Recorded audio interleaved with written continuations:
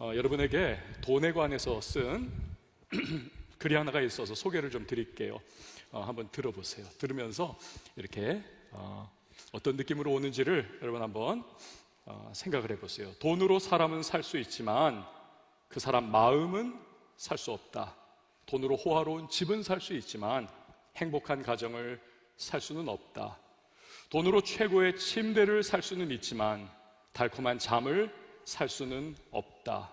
돈으로 시계를 살 수는 있지만 시간을 살 수는 없다.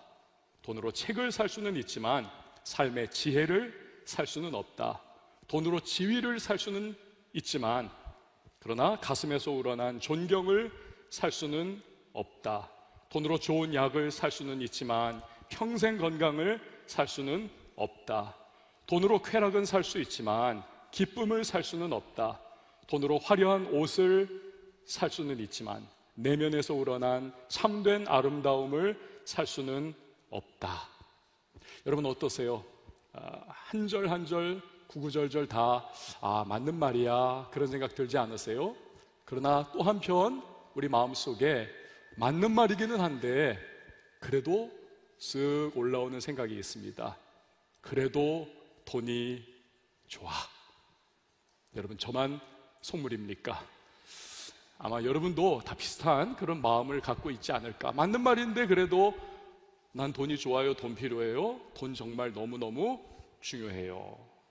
하나님의 지혜입니다. 우리가 지금까지 9번 잠언에 대해서 살펴보았고 오늘이 10번째 아마 마지막 시간이 될 텐데 지난 9번은 솔로몬의 잠언이었습니다. 솔로몬을 통해서 하나님이 주신 지혜 말씀들. 오늘은 30장이에요. 아굴이라고 하는 사람이 하나님의 영감을 받아서 지혜로운 기록을 했던 그러한 내용입니다. 오늘 본문을 보면요, 이 아굴이 두 가지의 중요한 기도를 하나님 앞에 올려드립니다. 첫 번째는 8절 상반절이죠. 곧 헛된 것과 거짓말을 내게서 멀리 하옵시며, 간단하게 말하면 뭐예요? 악에 빠지지 않게 해주세요 라는 겁니다. 근데 두 번째 기도가요, 분량이 훨씬 많습니다. 그렇죠? 굉장히 그리고 중요하면서 그리고 심각한 기도의 내용을 담고 있습니다. 그 두 번째가 뭡니까? 하나님, 나로 하여금 너무 가난하게도 하지 마시고 너무 부하게도 하지 말아주세요. 그저 적당히 하나님께서 매일 내게 공급해 주시는 것을 통해서 살아갈 수 있을 정도의 그러한 삶을 살게 도와주십시오 라고 하는 내용입니다. 여러분 이것은요, 중산층 예찬론을 이야기하고자 하는 것이 아닙니다. 오늘 이 아굴이라고 하는 사람이 나 너무 가난하게도 마시고 너무 부하게도 하지 말아주세요. 이유가 있어요. 너무 부하면 내가, 여러분 부자에게 있어서 재물이라고 하는 것은요 전능성입니다. 돈이 있으면 거의 대부분의 삶이 커버가 됩니다. 그렇지 않습니까? 돈이면 다 돼 라고 하는 그런 말들이 있지 않습니까? 하나님을 그 돈 때문에 잊어버리고 멀리할까? 나 그거 두렵습니다. 너무 가난해도 안 되겠다는 거예요. 왜? 도둑질을 한다든지 손대지 말아야 할 일들에 손대서 하나님의 영광을 내가 가리우면 안 되겠습니다 라는 겁니다. 자, 아굴이 드린 기도의 내용은 그래서 간단해요. 이거 더 이상 우리가 살펴볼 내용은 사실은 별로 없습니다. 그런데 한 가지, 왜 이 아굴이라고 하는 사람은 재물이라고 하는 부분, 이 돈이라고 하는 부분을 자신의 전 인생에 있어서 가장 중요한 두 가지 중에 하나로 기도 제목을 하나님 앞에 냈을까요? 도대체 무엇이 그로 하여금 이 돈에 대한 심각한 고민을 하게 만들었을까요? 우리가 성경을 보면요, 굉장히 독특한 부분들이 있는데 그 중에 하나가 뭐냐면 예수님께서 복음서를 통해서 보면요, 돈에 대해서, 물질에 대해서 어마어마한 비중으로 말씀을 하고 계신다는 사실을 발견합니다. 예를 들어서 예수님이 비유를 38개를 말씀을 하셨습니다. 복음서 총 토탈 38개의 비유, 패러블스. 그런데 그 중에서 무려 16개, 절반 가까이 되는 비유를 예수님은 돈과 물질에 대한 가르침을 주시고자 하는 비유를 말씀을 하셨습니다. 엄청난 분량을 말씀하신 거죠. 돈에 대해서. 자, 기도를 여러분 우리가 얼마나 중요시합니까? 성경에서 기도 너무너무 중요하다고 말하잖아요. 그런데 기도를 성경에 보면 509절을 말씀을 하십니다. 509절. 믿음에 대해서는 215구절, 구원에 대해서는 얼마나 중요한 구원입니까? 218구절.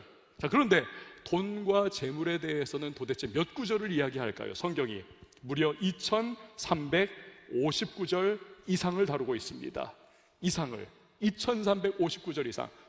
타의 추종을 불허하는 압도적인 분량을 물질, 돈에 대해서 성경이 이야기하고 있어요. 그만큼 돈 문제가 중요하다는 것입니다. 여러분, 우리 실제 생활에서도 이 돈이라고 하는 것이 얼마나 중요합니까? 돈 때문에 죽고 사는 일이 일어나지 않습니까? 이혼한 가정들도 보니까요, 50% 이상이 겉으로는 이런 문제 저런 문제인지, 그러나 중앙으로 딱 들어가서 진짜 핵심이 뭐냐? 돈 문제 때문에 이혼하는 가정들이 50%가 넘더라는 것입니다. 이렇듯 돈이 우리 삶의 중요한 자리를 차지하고 있습니다. 자, 마태복음 6장 24절 말씀을 한번 보세요. 너무 중요한 구절, 우리 같이 한번 읽어봅니다. 시작.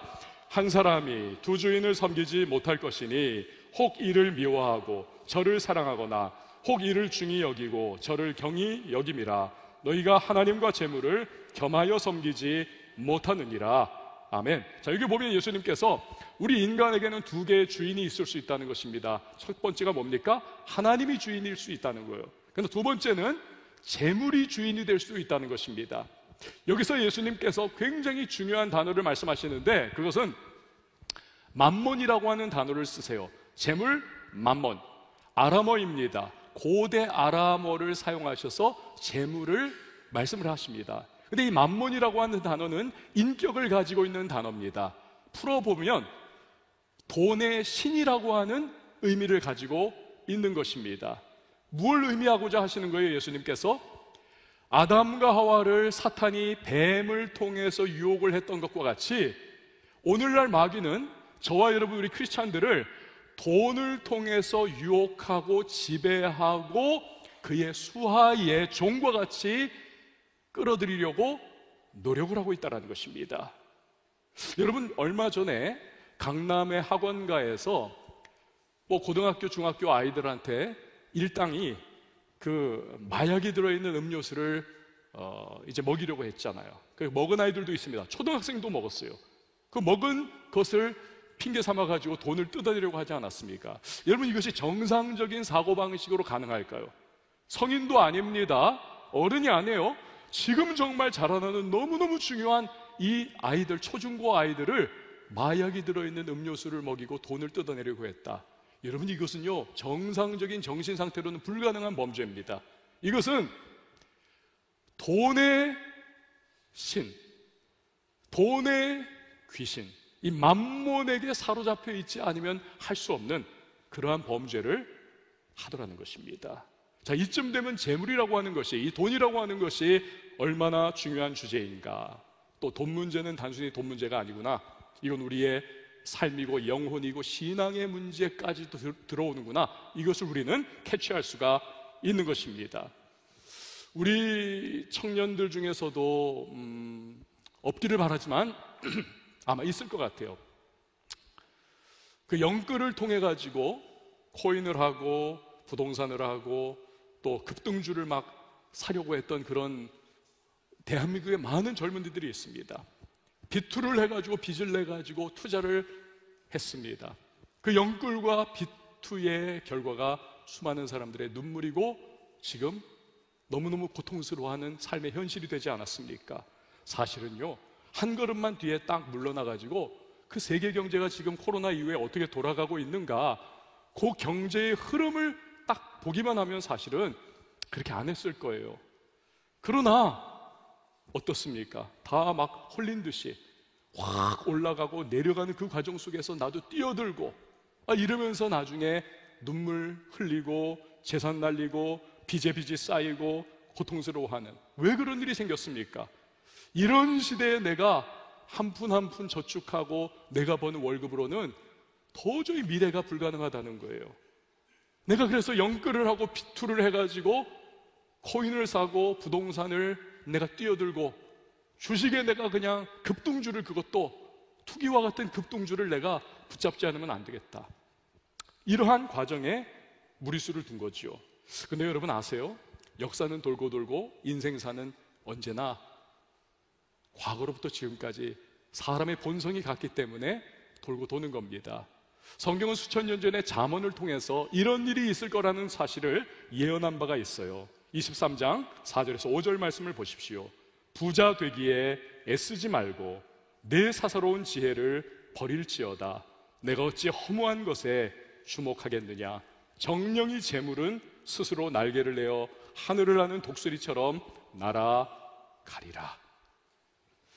지금은 내 생각과 주변의 상황 속에 이렇게 하는 게 돈 버는 것이고 부자 되는 방법이라 생각했지만 잠깐 쥐었던 것 같은 그것이 날개를 단 새와 같이 후루룩 파랑새처럼 날아가 버리는, 그것이 부자 되기 위해서 애쓰는 자의 결과라는 것입니다.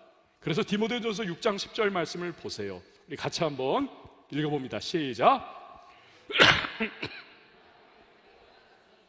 이것을 탐내는 자들은 미혹을 받아 자기를 찔렀도다. 아멘. 많은 근심으로 결국에는 자기를 찌르게 되는 그러한 일이 나타나게 된다. 오늘의 많은 사람들의 실존적인 상황을 그대로 보여주는 말씀이죠. 여러분, 우리가 알아야 되는 것은요, 이 재물과 돈이라고 하는 것, 정당한 방법으로 획득한 사람에게는 영광스러운 것이 될 수 있다는 것입니다. 안전감을 주는 그러한 내용이 될 수 있다는 거예요. 그걸 성경도 인정을 합니다. 18장 11절 상반절을 보세요. 부자의 재물은 뭐라고요? 그의 견고한 성이라. 그렇죠, 여러분? 돈을 잘 벌어가지고 돈을 쌓아두고 있습니다. 몸이 아파요. 병원 갈 수 있습니다. 치유받을 수 있고, 뭔가 급한 일이 생겨도 그 돈으로 해결할 수 있습니다. 그 돈이라고 하는 것이 정말 힘을 가지고 있고 능력을 가지고 있고 우리를 지켜주는 그러한 일부분이 있기도 해요. 자, 그러나 문제는 무엇입니까? 한편으로는 돈과 재물이라고 하는 것이 자칫하면 사람을 위험에 빠뜨릴 수 있다는 것입니다. 어떤 위험입니까? 18장 11절 전체를 한번 여러분 보시기를 바라요. 부자의 재물은 그의 견고한 성이라. 여기까지는 좋아요. 그런데 그가 높은 성벽같이 여기느니라. 돈만 있으면 나는 다 돼. 돈 있으면 나는 안전할 거야. 내 미래는 확고할 거야. 여러분, 우리 크리스찬들은 하나님이 우리의 산성과 요새와 방패가 되심을 믿으시기를 바랍니다. 그런데 돈에 사로잡히게 되면 하나님 대신에 그 돈이라고 하는 것이 나의 성벽이 된다라고 하는 착각에 빠지게 된다는 것입니다. 그러니까 하나님보다 돈을 더 믿게 돼요. 그래서 하나님을 밀어버리고 이 돈이 하나님의 자리를 차지하는, 그래서 나를 하나님처럼 돈, 이 만몬이 좌지우지하고 지배하는, 내가 종이 되는 그러한 일이 생기게 된다는 것입니다. 그래서 오늘 아굴이 그렇게도 조심하면서 하나님 앞에 이 돈 문제를 가지고 기도를 하고 있는 겁니다. 하나님, 내가 혹시 배불러서 하나님을 모른다고 하지는 않을까 나 걱정됩니다 라고 하는 기도를 드리고 있는 것입니다. 자, 이렇게 복잡 미묘한 것이 재물입니다. 돈입니다. 그럼 우리는요, 크리스찬으로서 도대체 어떻게 이 돈 문제를, 이 재물 문제를 우리가 판단을 해야 될까요? 그리고 어떻게 우리는 접근을 해야 할까요? 우리는 어떻게 돈과 재물에 대해서 반응해야 될까요? 이 부분을 우리가 살펴보고자 합니다. 첫 번째로, 성실하고 정직한 방식으로 재물을 모아야 할 것을 성경은 말씀하고 있습니다. 저를 한번 따라해주세요. 성실하고 정직하게 재물을 모으자. 통계를 보니까요, 우리나라 국민 2사람 중에 1사람은 과거에 부자였던 그런 사람들에 대해서 아주 악감정을 가지고 있습니다. 저 사람들은 분명히 부정직한 방법으로 부를 축적했을 거야 라고 2사람 중에 1사람이 생각을 한다는 거예요. 자, 그러면 오늘날의 신흥 갑부들이 많이 생겼잖아요. 뭐 IT라든지 이런 데서도. 그럼 오늘날의 부자들에 대한 우리 국민의 생각은 과거의 부자에 대해서 가지고 있었던 것과 달라졌는가? 그렇게 많이 달라지지 않았습니다. 요즘 부자도 정당한 방법으로 부자가 됐다고 생각하는 국민은 10명 중에 1명밖에 없다는 것입니다. 놀랍지 않습니까? 요즘처럼 투명한 시대에. 그리고 10명 중에 3명은, 우리 국민 중에 30%는 부자는 이 사회에서 없어져야만 할 사회 악이다 라고 그렇게 생각을 한다는 것입니다. 여러분, 이것이 우리 사회에 알게 모르게 스며있는 사회주의와 공산주의, 잘못된 사상으로 말미암아 우리가 세례를 받았기에 가지게 된 잘못된 부에 대한 관점일까요? 그럴 수도 있죠. 그러나 한편으로는 다 그럴 수는 없어요. 거기에 모든 책임을 던질 수는 없습니다. 왜? 우리 주변에서 우리는요, 종종 봅니다. 악덕한 모습으로, 부정직한 모습으로, 그리고 불법적인 모습으로 부를 획득하는 사람들을 우리는 보거든요. 신문지상에서 늘 그런 부분들을 다루거든요. 그러한 미꾸라지처럼 물을 흐려버리는 사람들이 늘 우리의 관심에 들어오기 때문에 우리는 어쩌면 전체적인 부에 대한 부정적인 개념을 가지고 있을지도 모르겠습니다. 여러분, 하나님은요, 마땅히 주어야 할 임금을,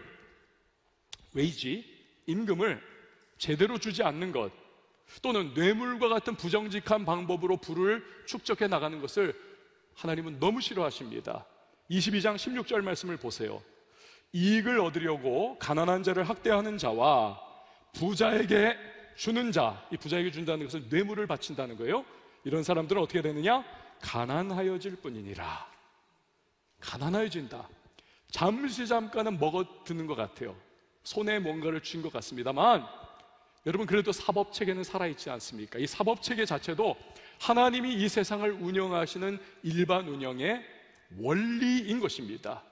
그래서 결국에는 사법체계 안에 망에 걸리게 되고, 가지고 있던 것을 털리게 되고, 불법적으로 획득한 부를 다 결국에는 빼앗기게 되는, 그래서 원점으로 돌아가고 물거품이 되어버리는 일들이 생깁니다. 그 결과 어떤 일이 일어나는가? 13장 22절 말씀 우리 같이 한번 읽어보시죠. 시작.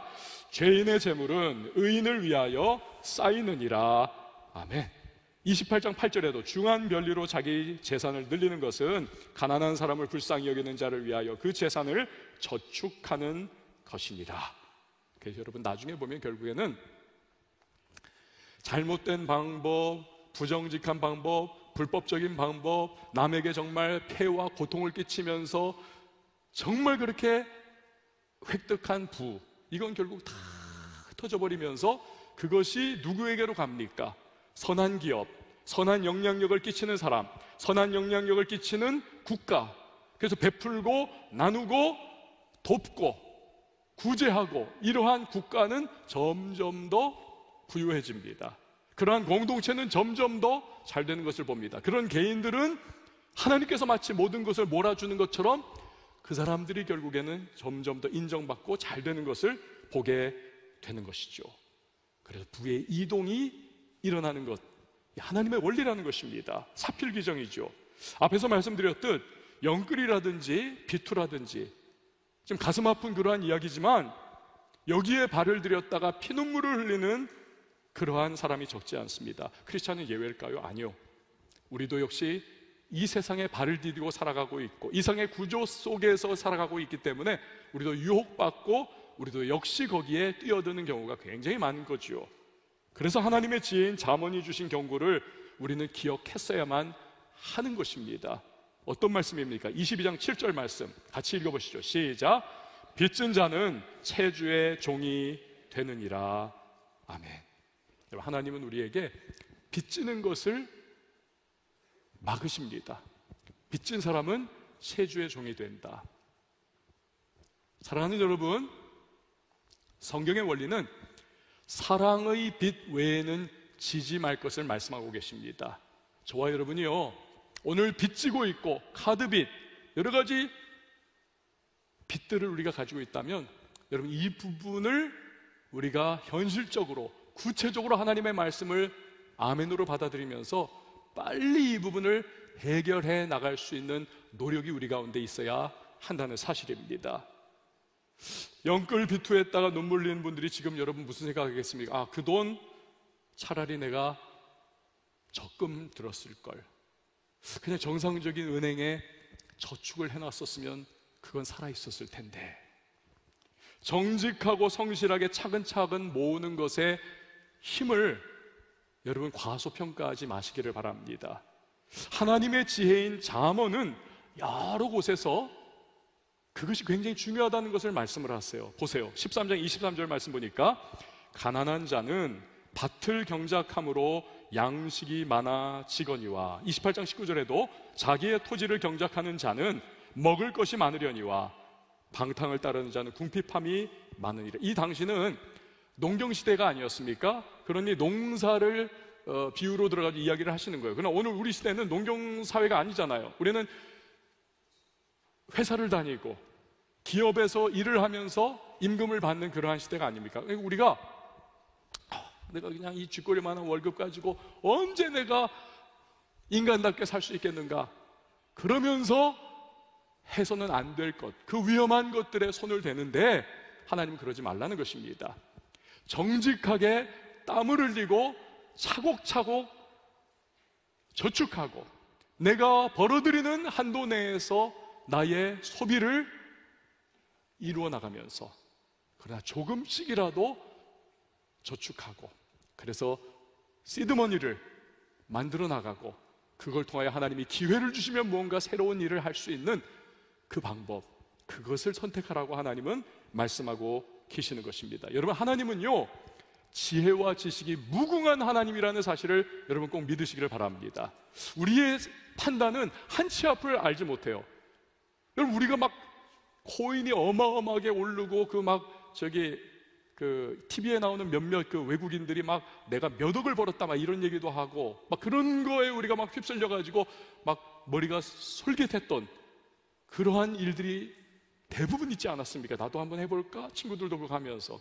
그러나 그 얼마의 시간이 지났을 때에 지금의 현실을 바라보니까 여러분 어떤 상황입니까?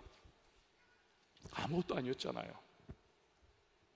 우리는 한치 앞을 몰라요. 그러나 하나님은요 영원을 바라보시는 분이십니다. 그분의 말씀은 지난 수천 년의 세월의 검증을 통과한 말씀입니다. 그분이 옳으세요. 그분이 맞습니다. 눈물 흘리며 씨 뿌리는 자가 때가 되면 열매를 거두듯 하나님의 말씀을 따르는 사람은 반드시 때가 되면 웃게 되어 있습니다. 그리고 하나님이 주신 축복을 누리게 되어 있습니다. 감사하게 되어 있는 것입니다.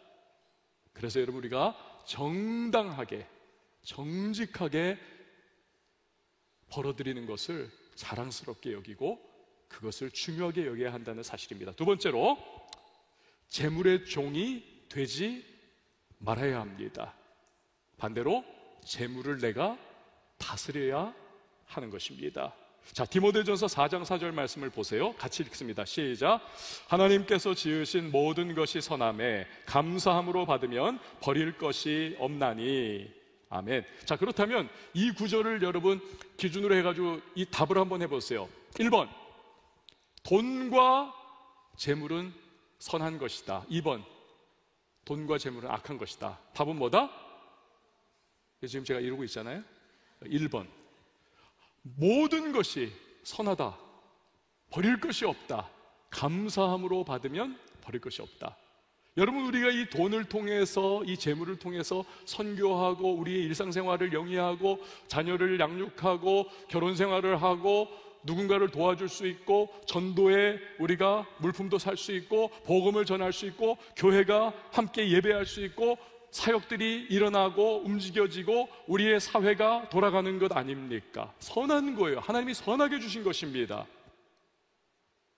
그래서 어떤 분이 책을 썼는데 제목이 이렇습니다. 돈은 아름다운 꽃이다. 그렇습니다. 우리가요 돈을 감사하며 하나님의 원리 안에서 쓰면 이 돈이라고 하는 것은 아름다운 꽃과 같이 선합니다. 우리의 삶을 참 아름답게 만들어 갑니다. 문제는 꽃이 썩어버리면 악취를 풍기는 것처럼 우리의 마음이 부패해버리고 욕심이 사로잡으면 하나님이 주신 그 선한 돈이 악한 도구가 된다는 것이 문제인 것입니다. 그 순간부터 우리는 돈의 신 맘몬에게 종이 되는 것이죠. 그러다 보면 아굴이 두려워했듯이 그 돈 때문에 하나님을 멀리하고 하나님을 내 삶에서 밀어버리는 우를 범하게 된다는 사실입니다. 여러분, 하나님은 우리에게 모든 것을 다스리라고, 통치하라고 말씀을 하셨습니다. 이 통치의 대상에는 돈과 물질도 포함이 되어 있습니다. 재물의 종이 되지 말고 오히려 우리는 재물을 다스릴 수 있어야만 하는 것입니다. 재물을 다스려야 해요. 그 좋은 방법이 뭐냐 하면 구제입니다. 제가 우리 아마 사부 예배 때는 이 구제 부분은 설교를 안 했죠. 그렇죠? 우리 윤여한 목사님이 대신 설교를 한 것 같은데, 이 구제 부분에서 제가 지지난주 3주 전인가 말씀을 드린 바가 있어요. 다른 예배 시간에는 구제는요, 돈의 힘으로 우리를 좌지우지하려고 하는 이 맘몬의 강력한 도전과 힘을 내가 누군가를 구제하는 것을 통해서, 여러분, 돈이라고 하는 건 우리의 생명과도 같은데 이 돈의 욕심, 맘몬의 강력한 도전을 우리가 구제를 통해서 돌파해 나가게 되는 것입니다. 돌파해 나가게 돼요. 부의 거룩한 이동이라고 하는 책을 쓴 송순복 대표가 있습니다.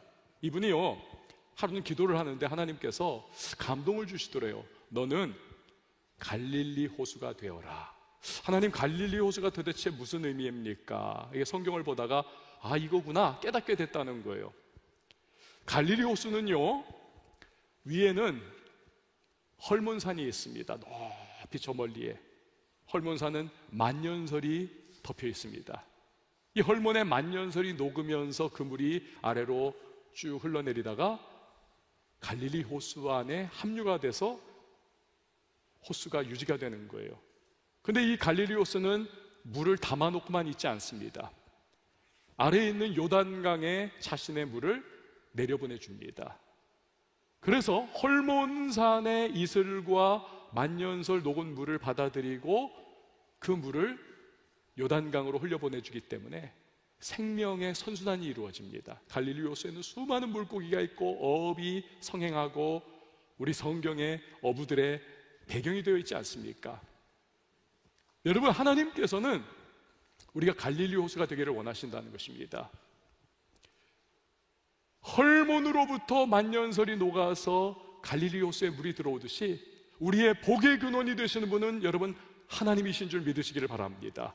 그 하나님이 주시는 복을 우리가 받아서 나만 킵하고 있는 것이 아니라 요단강, 다시 말하면 도움이 필요한 사람들에게 우리가 흘려보내줄 때 우리의 인생은 살아 움직이는 선순환의 역사가 나타나게 되어 있는 겁니다. 하나님이 헐몬산에서 그 이슬과 만년설이 계속 녹아서 들어오는 것처럼 하나님이 우리를 기뻐하시면서 우리에게 공급해 주시는 은혜를 베풀어 주시는 것입니다. 갈릴리 호수의 축복이에요. 그래서요, 갈릴리 호수와 같이 살아가는 사람은 기쁨이 있습니다. 도움을 통해서 남들이 살아나는 그 삶의 모습을 바라보며 행복감을 느낍니다. 주는 자가 받는 자보다 복이 있다라고 하신 하나님의 말씀이 그 삶에 이루어지게 되는 것입니다. 록펠러라고 하는 사람, 제가 다른 예배 때는 말씀드렸는데 50대 초반에 억만장자인데 전 세계 최고의 부자였는데 이 록펠러가 사형 선고를 받습니다. 당신은 불치병 때문에 몇 년 못 살 겁니다. 준비를 하셔야 합니다.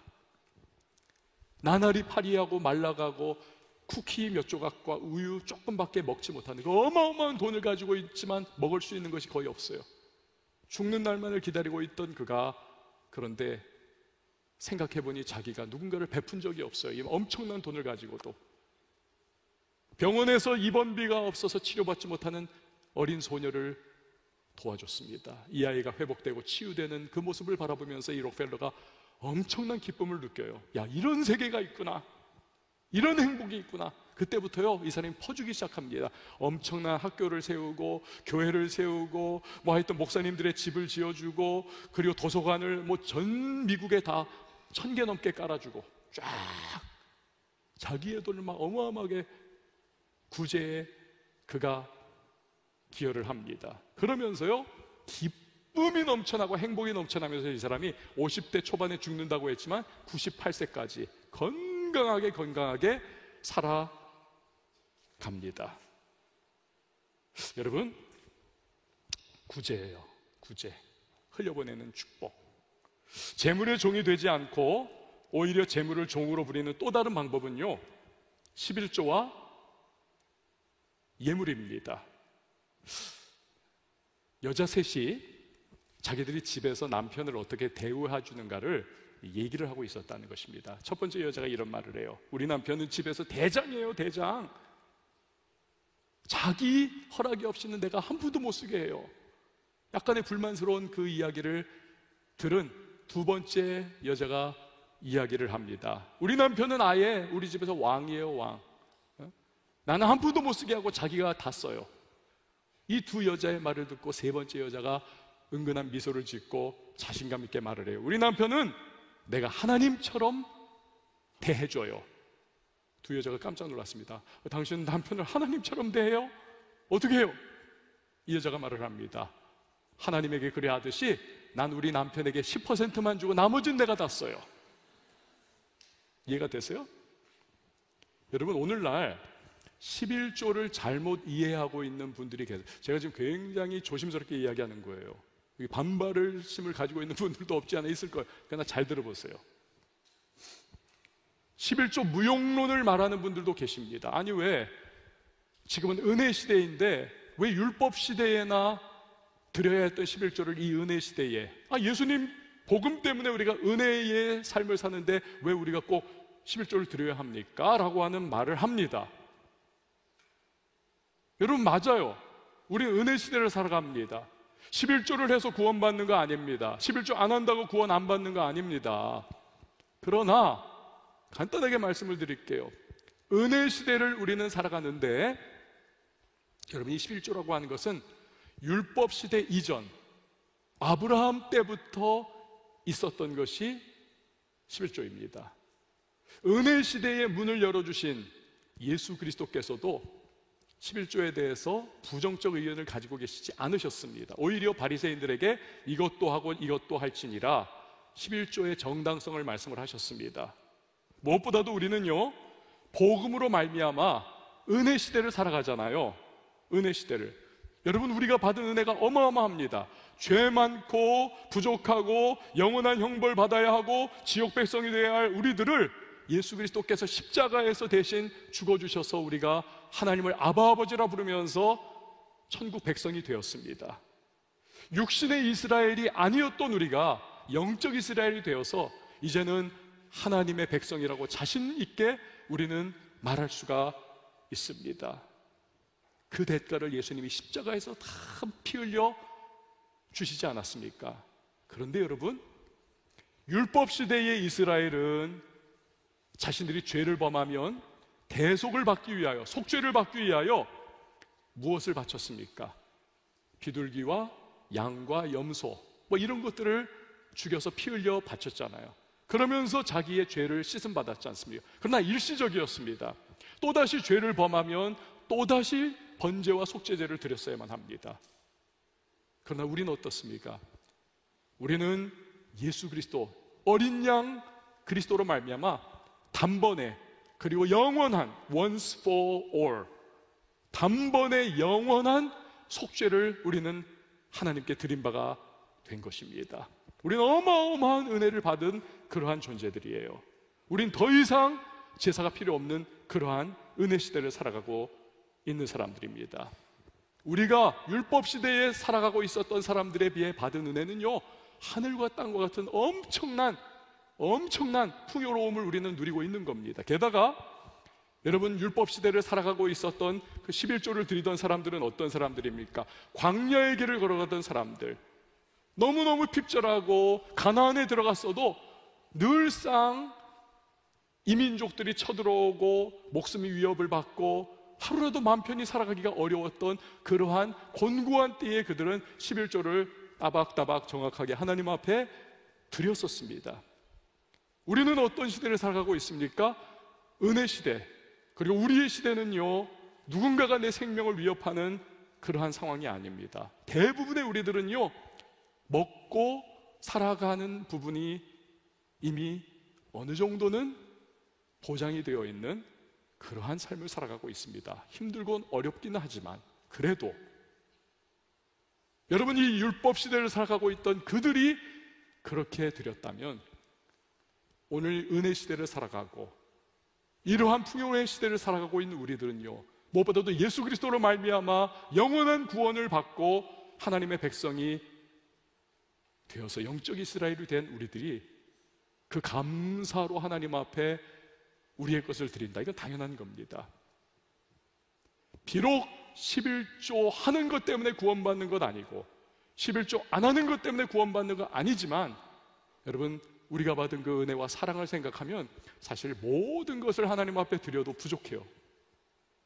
여러분, 사랑하는 사람 생각해 보세요. 사랑한다면 내가 그 사람에게 무언가를 주는 것이 아깝지 않습니다.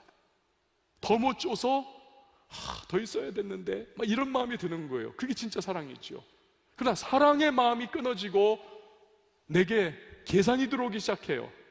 그때부터는 아까워지기 시작합니다. 그리고 주판을 굴리기 시작해요. 네가 이 정도 줬으니 나도 너한테 그 정도.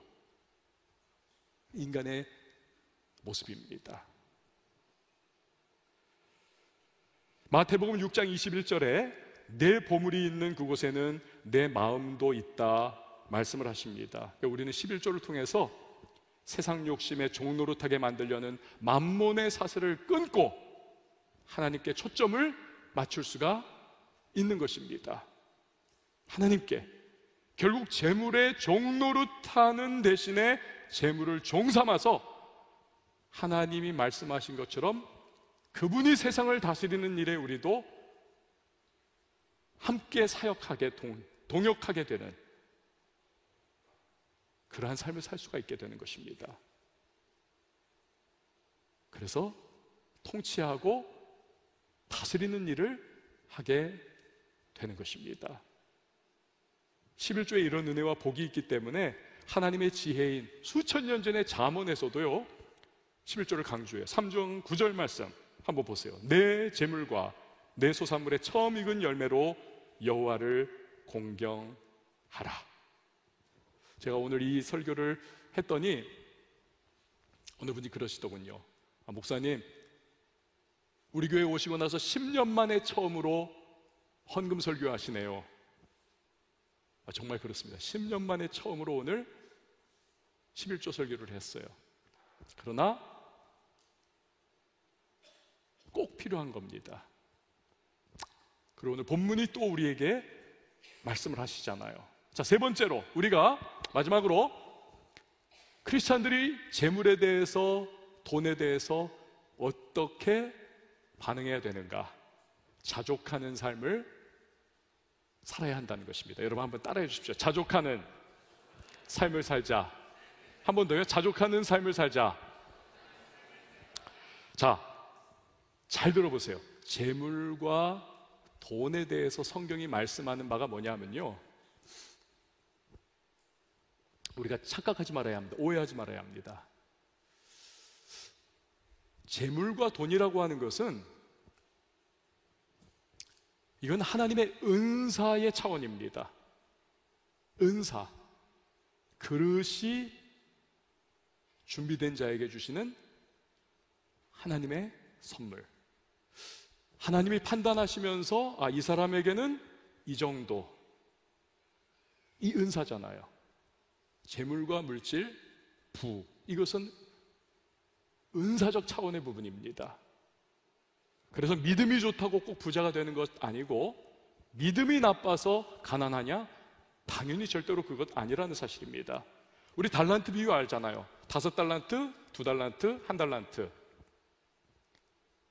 5달란트와 2달란트 받은 사람은 열심히 일해서 주인에게 이익을 안겨주고자 하는 마음 그릇을 가지고 있었습니다. 하나님이 그래서 그걸 그들에게 주는 거예요. 1달란트 받은 사람은 왜 저 사람들은 5-2달란트인데 난 1달란트야 분노하면서 주인에 대하여 억하심정을 가지고, 그래서 아무 일도 안 하고 그것을 땅에 파묻어 두더라. 종재기만한 마음 그릇을 가지고 있는 것이죠. 하나님이 1달란트를 맡기셨어요. 그거라도 잘 관리했으면 좋았는데, 그거라도 잘 관리했으면 나머지 2사람처럼 와, 너도 착하고 충성된 종이구나, 비록 그들에 비해서는 적은 것 받았지만 너 최선 다해서 너 잘했다, 내가 이만큼을 너한테 더 맡길게, 얼마든지 그도 더 받았을 거예요. 여러분, 그래서 우리가 비록 하나님이 우리에게 주신 것, 그 은사적 차원의 재물과 물질이 작다 할지라도 우리가 하나님 바라보실 때에 최선 다하고 하나님의 성경의 원리를 따라서 우리가 물질을 다스리고 선용해 나간다면, 하나님은 이후에 얼마든지 우리의 그릇이 넓어지면서 우리에게 더 부어주시고 더 부어주시고, 나중에는 제가 늘 기도할 때처럼 거룩한 부자의 축복까지 주시는, 그런 은사까지 주시는 그러한 경험도 할 수가 있는 것입니다. 1달란트를 제대로 관리 못하는 사람에게 2달란트, 5달란트를 맡길 수는 없는 것이죠. 여러분, 감리교 창시자 존 웨슬리 목사님이 이걸 너무 잘 알고 있던 분이십니다. 어느 날 이 존 웨슬리 목사님을 되게 좀 싫어하던 사람이 막 달려왔어요. 속이 너무 고소한 겁니다. 왜냐하면 존 웨슬리 목사님의 집에 불이 나가지고 홀라당 타버렸거든요. 이 사람이 그것을 제일 먼저 알리는 거예요. 너 한번 당해봐라, 그런 거죠. 목사님 집 불나서 홀라당 다 잿더미가 됐습니다. 그러면서 이 사람 마음속에 무슨 은근한 마음이 있냐면, 네가 아무리 거룩한 척 해봤자 이런 소리 들으면 너도 별 수 없을걸. 그런데 그 소식을 들은 존 웨슬리 목사님이 조용히 기도하는 마음으로 묵상하다가 그에게 이런 말을 했다고 합니다. 그래요, 집이 타버렸군요. 하지만 주님의 집이니 나는 괜찮습니다. 여러분, 이게 억지로 이분이 그런 얘기를 한 것이 아닙니다. 너무 평온한 마음으로. 여기서 뭘 알 수 있습니까? 존 웨슬리 목사님은 자기의 모든 소유가 하나님에게 사실은 주권이 있다는 사실, 그분이 소유자라고 하는 사실, 나는 그분으로부터 잠깐 권리 이양을 받은 청지기라고 하는 청지기 정신을 그는 가지고 있었던 거지요. 그래서요, 이 존 웨슬리 목사님은 그냥 새파란 전도사 시절 그때 살해받았던 거나, 나중에 정말 유명하게 돼가지고 수많은 곳에서 막 이렇게 헌금이 날아오고 사례비도 많아지고 막 그랬을 때나 할 것 없이 그의 생활의 양식과 패턴은 비슷했다는 거예요. 늘 검소하게, 늘. 그리고 더 많아진 그 물질을 그는 청지기, 선한 청지기로서 그것을 선교 사역을 위해서 더 많이 쾌척을 했고, 전도를 위해서 더 많이 썼고, 더 많은 사람을 구제하고 하나님의 선한 사업을 위해서 더 많이 흘려보내는 갈릴리 호수와 같은 그런 삶을 그는 살았다고 합니다. 이 청지 역할을 잘하니까 하나님이 더 많이 맡겨 주신 거지요. 오늘 본문에서 아굴이 기도를 합니다. 30장 8절 하반절 보니까, 나를 가난하게도 마옵시고 부하게도 마옵시고 오직 필요한 양식으로 나를 먹이시옵소서. 이거 뭡니까 여러분? 지금까지 말씀드린 자족하는 삶입니다. 왜요? 아굴이 구한 것은요, 잘 먹고 잘 사는 거 아니었습니다. 그가 구하는 것은요, 남부럽지 않은 떵떵거리는 삶을 살고자 하는 것이 아니었습니다. 자식들에게 유산 더 많이 남겨주고자 하는 것이 아니었어요. 그의 가장 큰 프라이어리티 넘버원, 가장 중요한 초점은 하나님과의 관계였던 겁니다. 하나님이 물질 중요하지만, 그러나 이 물질이 하나님과 나와의 관계를 방해하지 못하도록 나에게 매일 필요한 양식을 얻는 그러한 정도로 자족하는 삶 속에 하나님과의 관계에 늘 끈끈하게 매여 있을 수 있도록, 하나님, 나 그렇게 살게 해주세요. 나 그렇게 살게 해주세요. 세상 부귀영화를 다 누려봤던 솔로몬 여러분 역시 같은 맥락의 말씀을 합니다. 22장 1절에 보니까 많은 재물보다 명예를 택할 것이요 은이나 금보다 뭘 택하라고요? 은총을 더 택할 것이니라. 여러분, 하나님의 은혜를 우리가 잃어버리면 우리 크리스찬의 삶은 무의미합니다. 돈 아무리 많고요, 아무리 건강하고요, 모든 것이 다 갖춰져 있어도 여기 뻥 뚫려 있는 이 무언가를 이걸 채울 수가 없습니다. 하나님과의 관계가 깨어져 있다면, 하나님과의 관계, 그것이 가장 생명처럼 소중한 것입니다. 저와 여러분 인간이잖아요. 우리 인간은 참 약하고 너무나 부족한 존재들입니다. 그래서 우리는 조금만 있으면요 굉장히 교만해집니다. 아예 교만의 바벨탑을 쌓습니다. 조금만 우리가 없으면요 우리는요 엄청나게 비굴해집니다. 비굴해져요. 그렇기 때문에 아굴은 매일 필요한 양식을 구했던 것입니다. 나를 하시는 하나님께서 매일의 만나와 같은 은혜를 베풀어 주시기를 그는 기도했던 것입니다. 그리고 그것으로 만족하면서 하나님께 초점 맞춘 인생을 그는 한 걸음 한 걸음 살아갔던 겁니다. 여러분, 이런 자족하는 삶을 추구했던 아굴을 하나님이 그냥 내버려 두셨을까요? 절대로 그렇지 않습니다. 하나님께서는 그를 날마다 채워주시고 날마다 공급해 주시고 날마다 일용할 양식을 그에게 허락해 주시면서 그의 삶에 늘 동행해 주시는 그 무엇과도 비교할 수 없는 은혜와 축복을 허락해 주셨습니다. 바울이 이 자족의 비밀을 체험한 사람이 아닙니까? 빌립보서 4장 11절에 보니까 내가 궁핍함으로 말하는 것이 아니니라 어떤 형편에든지 나는 자족하기를 배웠노니 내게 능력 주시는 자 안에서 내가 모든 것을 할 수 있느니라.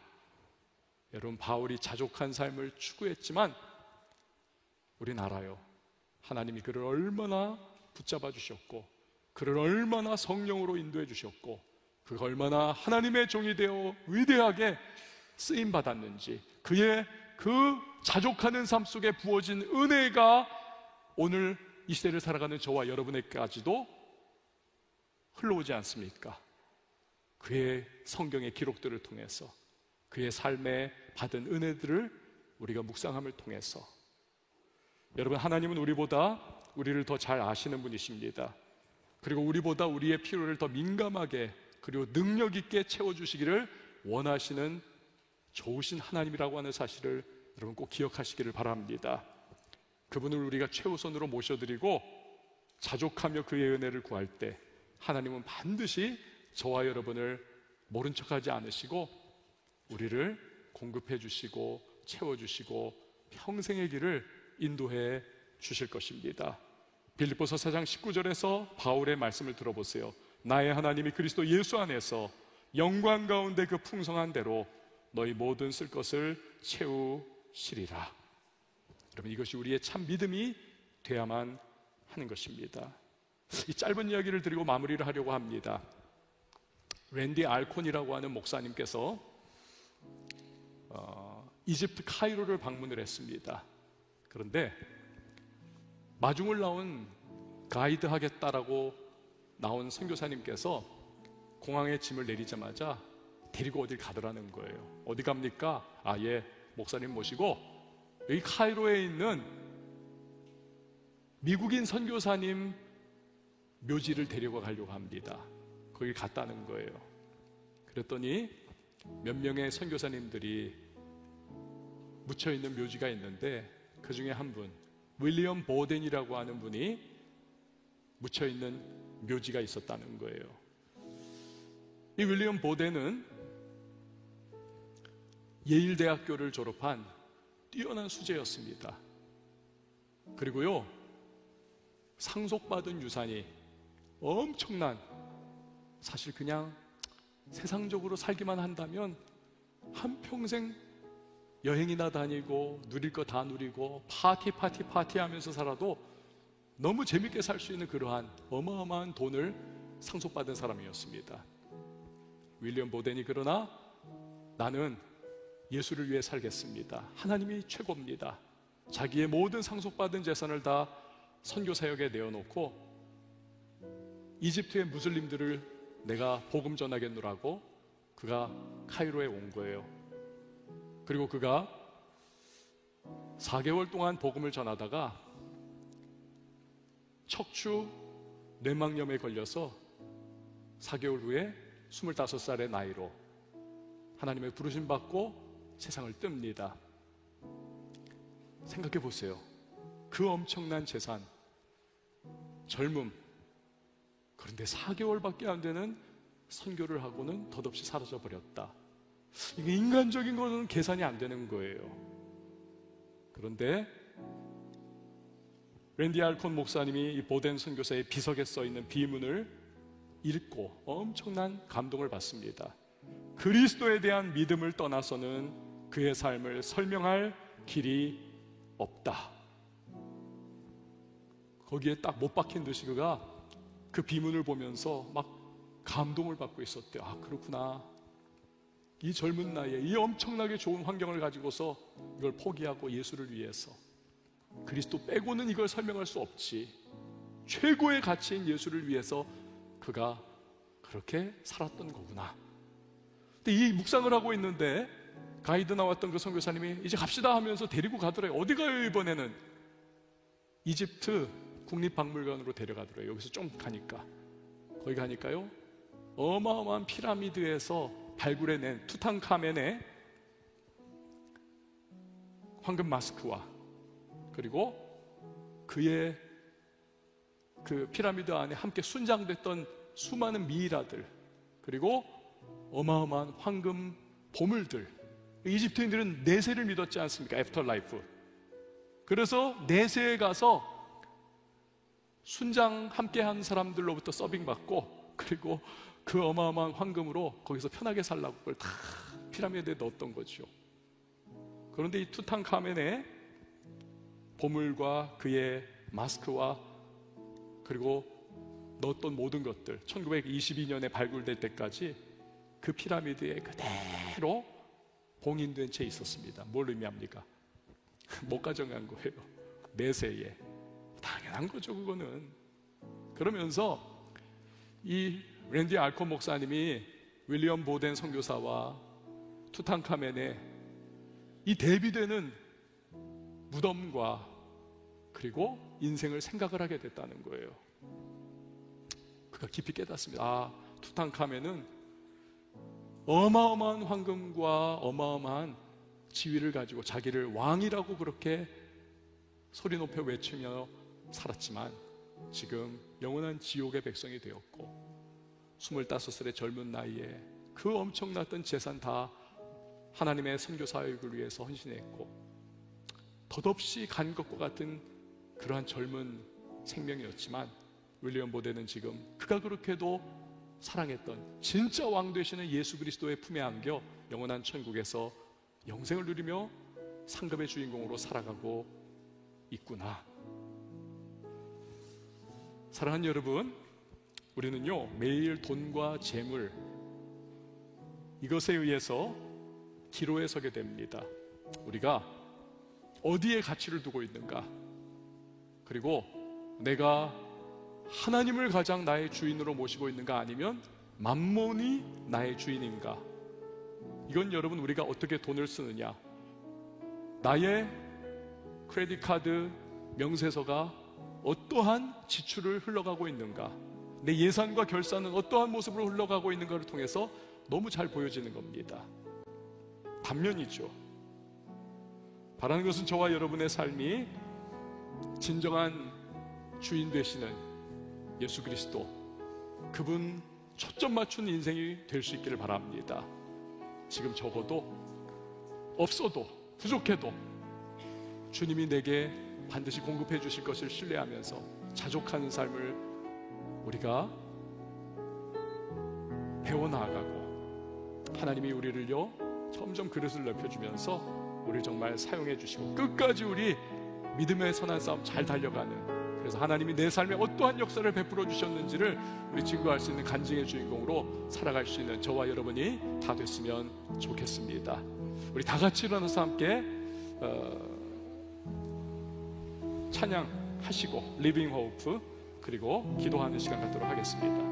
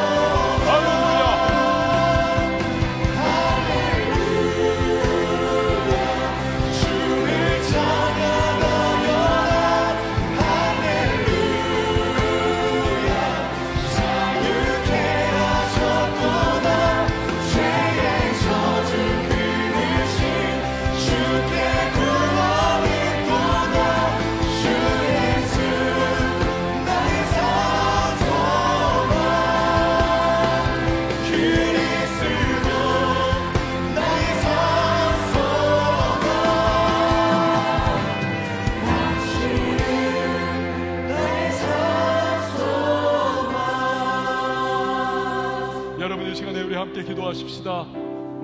오늘 물질 부분을 우리가 다루었습니다. 어쩌면 여러분 가운데는요, 이 물질의 은사를 지금 받은 분이 계실지 모릅니다. 그렇다면 더 위험해요. 더 조심해야 하고, 더 성령 충만해야 하고, 더 하나님의 말씀 기억하면서, 하나님, 내가 만몬의 종이 되는 것 아니라 이 물질을 다스리면서 하나님 기뻐하시는 그러한 물질로 선용케 해달라고 기도하셔야만 합니다.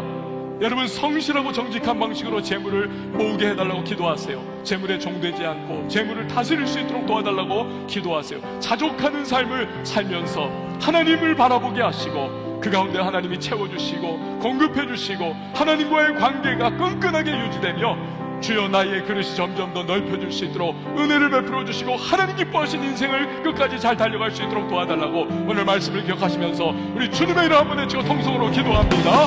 주여,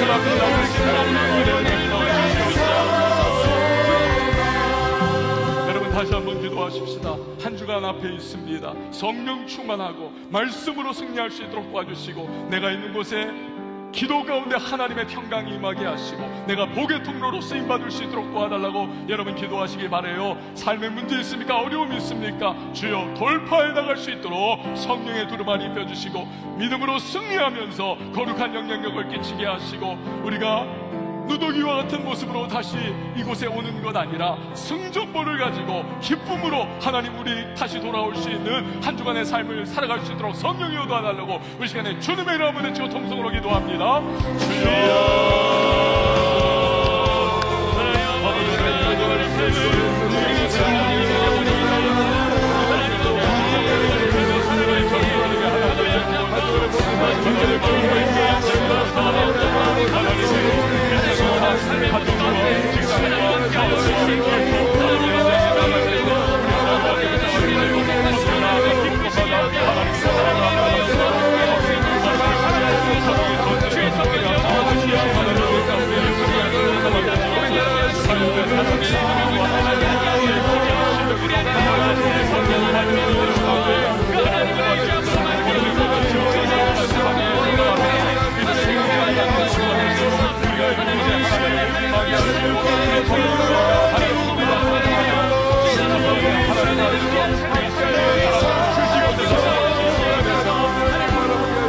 마지막으로 한 30초 정도 기도할 텐데요, 우리 청년교회 부흥을 위해서 기도하십시오. 이곳에서 거룩한 불길이 일어나게 하시고 이 도시에 수많은 주님 알지 못하여 죽어가는 영혼들이 있는데 저들을 주께로 인도해 나갈 수 있는 거룩한 구원의 방주, 복음의 전진기지가 우리 청년교회가 될 수 있도록 도와달라고, 각 부서의 부흥을 위해서도 이 시간 우리 다같이 주님의 이름을 외치고 기도합니다.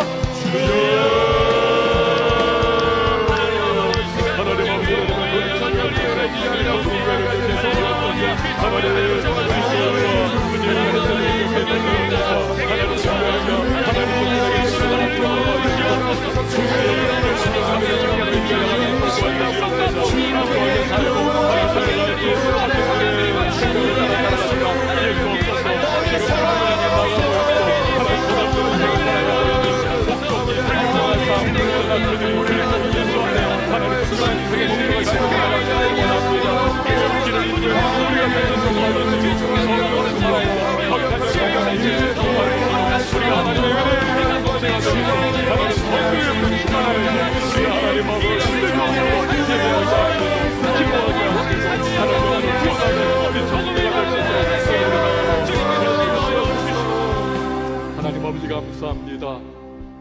우리의 한 주간이 주님이 인정해 주시는 한 주간이 될 수 있기를 원합니다. 우리 청년 한 사람 한 사람 물질로 시험 들지 않게 하시고, 물질의 종노릇하지 않게 하시고, 만몬이 주인 되지 않게 하시고, 하나님께서 진정한 유일한 주인 되시는, 하나님이 인정하시는 삶을 살아가기로 결단할 수 있도록 주여 담대한 용기를 허락하여 주시옵소서. 두려움 때문에 주저주저하는 모습 없게 하여 주시고, 믿음의 결단을 내리고 우리 하나님께서 원하시고 기뻐하시는 우리 새벽 이슬 같은 청년들로 살아가는 왕성의 사람들이 되게 하여 주시옵소서. 각 부서에 하나님의 기름 부어주시고, 우리 한 사람 한 사람의 청년들이 이 한 주간 성령의 두루마리 입고 온전히 승리하는 주의 백성들 다 될 수 있도록 복을 허락하여 주시옵소서. 귀한 예물 하나님 앞에 믿음으로 봉헌합니다. 땀과 시간과 인생의 결정체 이 안에 담겨 있으니 주님 기쁨으로 연락하여 주시고, 우리 여호와 일의 능력으로 우리 청년들의 삶을 채워주시는 주님을 경험케 하여 주시옵소서. 오늘도 이 모양 저 모양 예배를 섬기는 봉사의 손길들을 기억하시고 우리 하나님이 복을 허락하여 주시옵소서. 이제는 우리 주 예수 그리스도의 은혜와 하나님 아버지 극진하신 사랑과 성령의 교통하심이 우리 사부 예배 가운데 함께하는 모든 청년들 머리머리 위에 이제부터 영원토록 함께 계실지어다. 아멘.